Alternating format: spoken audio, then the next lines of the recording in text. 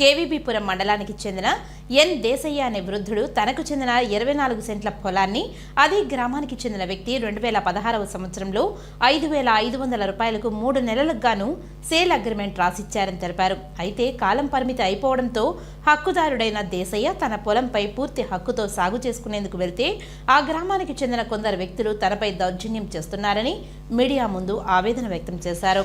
Tirupati press క్లబ్లో బుధవారం ఉదయం జరిగిన మీడియా సమావేశంలో దేశయ్య దంపతులు మీడియాతో మాట్లాడారు. 2016లో బాలసుబ్రహ్మణ్యం అనే వ్యక్తి వాళ్ళ కుటుంబం మా దగ్గరకు వచ్చి సేల్ అగ్రిమెంట్ చేసుకుంటానని చెప్పేసి వచ్చి మా కాడ సేల్ అగ్రిమెంట్ ఒకటి చేసుకున్నాడు సార్.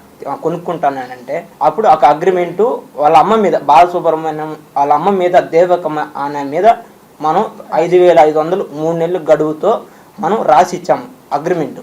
ఆ 3 నెలల గడువులో మిగతా అమౌంట్ మనకు చెల్లించేసి రిజిస్ట్రేషన్ చేసుకోమని మనం అగ్రిమెంట్లో మెన్షన్ చేసుకున్నాము పూర్తిగా.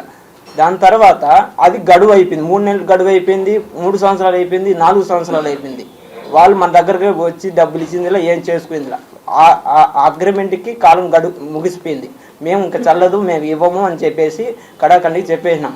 బాలసుబ్రహ్మణ్యం అతని వైఫ్ శకుంతల వాళ్ళు ఇద్దరు వచ్చి మా అబ్బాయి మోకమోడిగా దాడి చేసి గాయపరిచారు సార్. వైసీపీ మండల అధ్యక్షుడు గవల కిష్టయ్య అన్న అనుచరులను పంపించి వాళ్ళని అట్ట చేసి డీలింగ్ చేసి ఎస్ఐతో మళ్ళీ ఎస్ఐఏ మా కంటి ముందరే పక్క పోలీస్ స్టేషన్ పక్కనే వైసీపీ ఆఫీసు, ఆయన అక్కడే ఉంటాడు.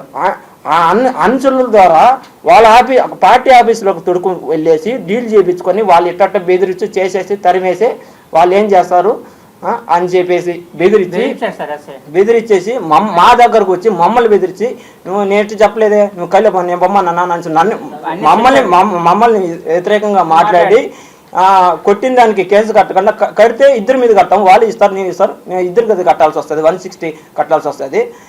అంతేగాని నువ్వు చెప్పింది మాత్రం మేము కంప్లీట్ చేసుకొని చేయలేము అనేసి బెదిరింపు ఎస్ఐ ఏ రకంగా కౌన్సిలింగ్ ఇచ్చేటప్పుడు చెప్పిన మాట మరుసటి రోజు లేకుండా వ్యతిరేకంగా వెళ్ళిపోయేసి వాళ్ళకు వంత పడ్డారు.